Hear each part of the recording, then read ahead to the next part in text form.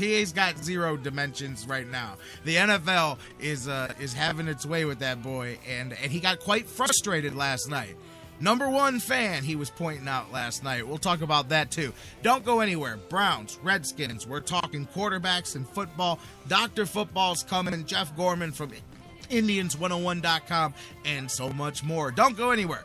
We've just kicked off the Sports Fix. 216-539-7535.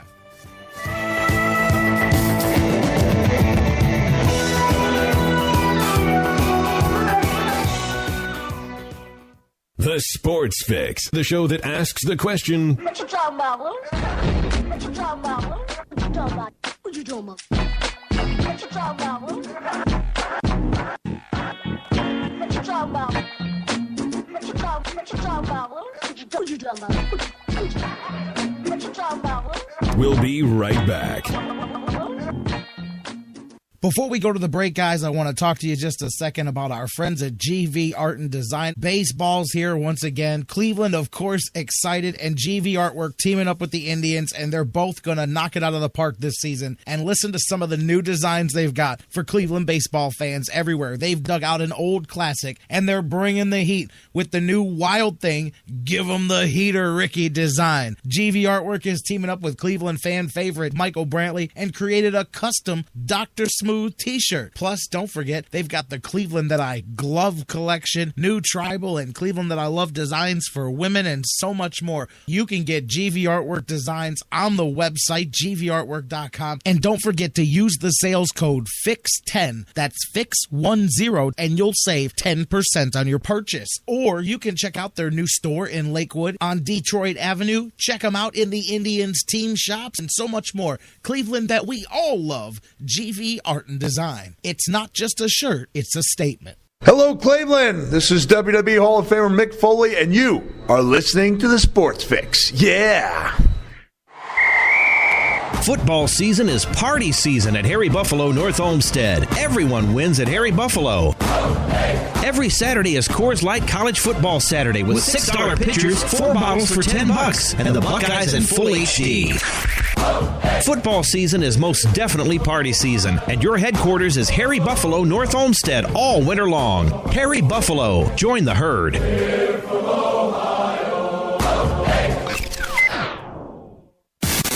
Sports Fix listeners, like us on Facebook today. Facebook.com/The Sports Fix.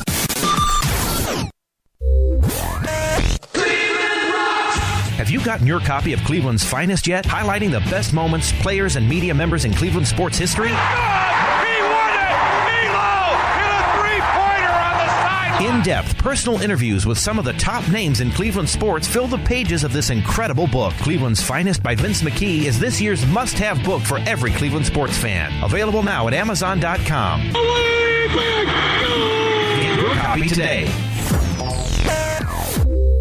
You're listening to the Sports Fix.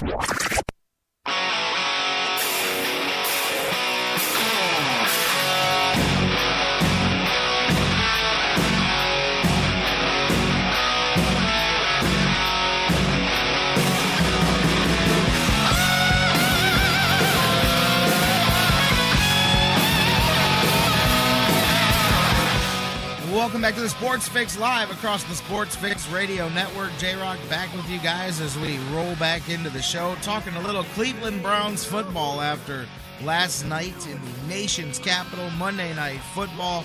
Neither quarterback quite ready for prime time last night. The defense, I will say, the first-string defense early on got me regular season fired up. I mean regular season fired up. Come on. Gotta have some love for that goal line stand. Let's forget about ugly quarterbacks for just 1 second and appreciate that, because I gotta give them that, man. Unlike later when, Craig Robertson, I'm sorry, on your way to losing that linebacker job, you got trucked at the goal line later on. But in that first stop there, man, that was nice. That was nice. I was cool with that, even if the replay wasn't overturned, even if they had given him the touchdown, I was still cool with that. But some questions, yes, in the secondary. Good point out there, Charles. That's the other side of the defense that had me concerned. I like the front.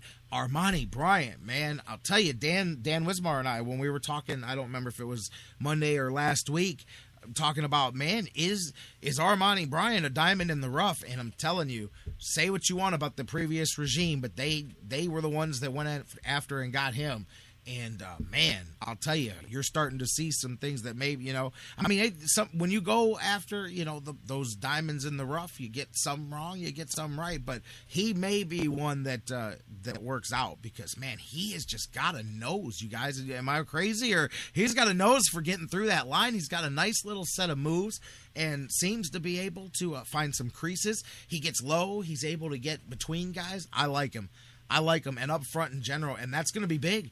Maybe Bryant steps in for Bryant in the law firm up front there because with the questions about Des Bryant and what's going to happen with him, Armani Bryant taking the most. Billy Wynn looked good and got in there. I know Paul Kruger got to the quarterback at one point, and I definitely can see that this defense is going to harass quarterbacks. They're going to get up front. I can still see. Man, short yardage, I like this defense on stopping teams in the running game. I can still see the possibility for getting gashed. I still see, and that was something that Pettine's defenses in Buffalo had issues with last year, even with their getting to the quarterback and turnovers. And we saw that, ball hawking, and we definitely saw some of those tenets for this defense that's got to fire you up. But that goal line stand gets you regular season fired up last night. So Joe Hayden, seeing him get smoked a couple of times, and then he also came up with the pick, so good and bad there. You want to see that. Justin Gilbert, good and bad as well. You see him. I mean, he's all over the place. He's got some energy. He's got Doug Deacon said some fresh legs, but he's all over the place there. And so I see the phone lines ringing. I'm going to go to the phones here and let you guys continue this. But just thinking of some of my things that I noticed, and then going back to the other thing I mentioned at the beginning of the show, the running game. I really like.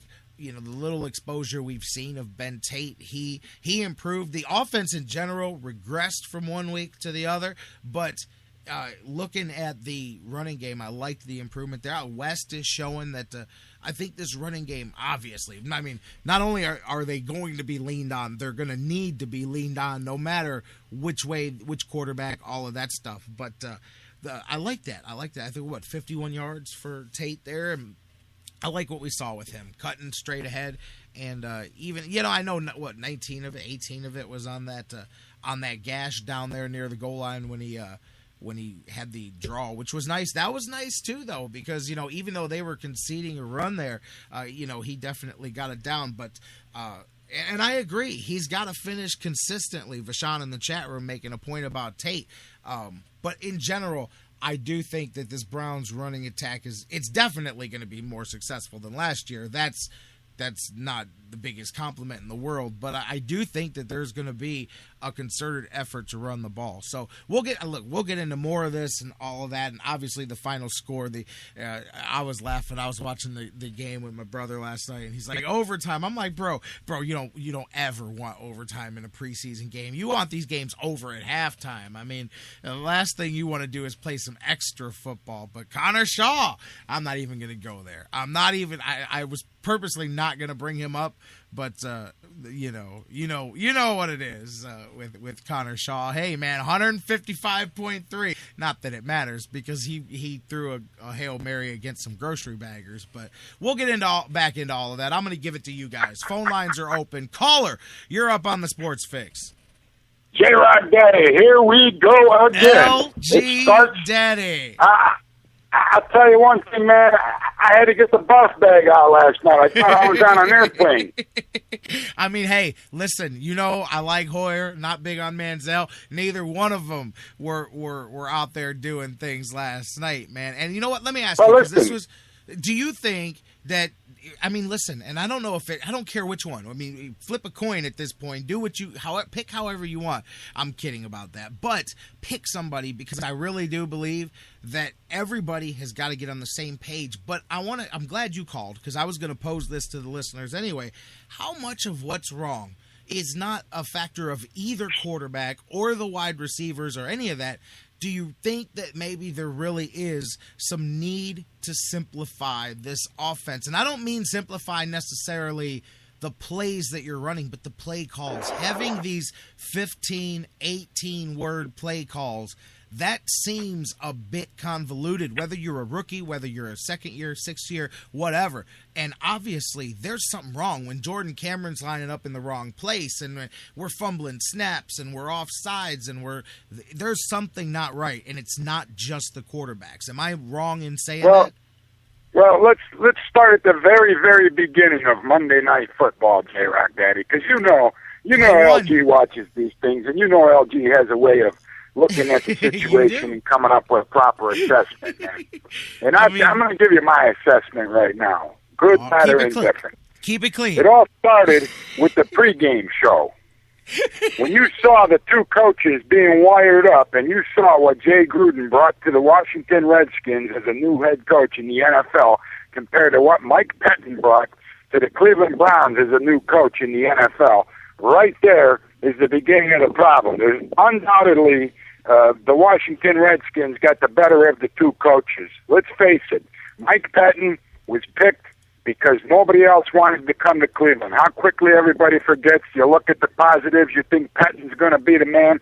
I have to tell you, this high school coaching tactic is not going to work. Let's switch quarterbacks. Give me a break, J-Rock Daddy. You know as well as I do, timing is everything in sports, and when you don't have the timing in place, you see what happens because they can't execute an offensive play. That's number one. Number two, you talk about guys like Joe Thomas jumping off the line. You talk about Alex Mack. These are Pro Bowl players who have been proven commodities for the Cleveland Browns since they've been here, man. You can't keep switching quarterbacks in and out. The cadence is different.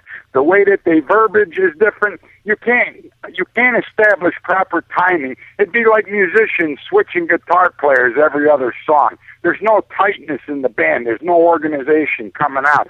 The drummer won't even know where to put the proper accents because the playing styles are so vastly different with musicians.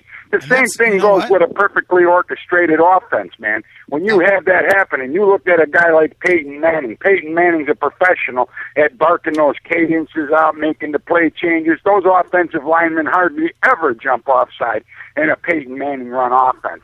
But when you're Mike Pettine and you're getting probably pressured from Jimmy Haslam III to let's see what Johnny Manziel can do, because clearly evident by now, Johnny Manziel has not proven that he's capable of starting an NFL game in the regular season. He's having a hard enough time doing it in the preseason. And then, just to put a further black eye on the entire city of Cleveland, he flips the bird on national television. What does this guy think? It wasn't going to be cut? But what I'm saying is, Mike Pettine ruined any continuity he built for week one of the preseason by switching these quarterbacks back and forth during this week of preparation, and you saw it last night with the way that this offense couldn't even execute a play properly. And both quarterbacks stunk. And when you talk, I don't want to talk Connor Shaw. Let's talk Connor Shaw. This guy's a proven winner for the South Carolina Gamecocks. Hold on now. How to play football. Hold on now. Come on. The guys he was playing against won't be wearing jerseys in 2 weeks. I'm just saying. I like Connor Shaw, but come on now. But there was a big percentage of the game where Manziel wasn't facing the starters anymore, J-Rock. I agree. Gruden's not stupid. He's not going to keep the starters in that game the entire I don't like what either one of the first two quarterbacks did, but I'm not going to go nuts about, because I've seen Connor Shaw in practice, and he's been rougher than either of the other two at times, too. So don't forget the guy's coming off a few That's fine. injuries, That's why too. I'm saying, let's not. let's not even add him to the conversation. Real quick, before you go further, I want to talk about the stuff you just said. My problem with the splitting, it's not, listen, you got to get Manziel time, whether he's starting or not. You do have to work him in. I do agree with that. But here's the thing. If you had, because you brought up the great point about two vastly different musicians, and it's the same thing with these guys. If they were similar quarterbacks, you could have more success kind of with what Shanahan's been trying to do. And you got to understand, see, Pettine has the offense. This is all Shanahan. And that's why I think that, you're laying it on the feet of Pettine. And yes, he's the head coach, so he's going to answer for the results. But, he has allowed, Kyle Shanahan to install this the way he wanted and to do his thing. But the problem is there's two of them.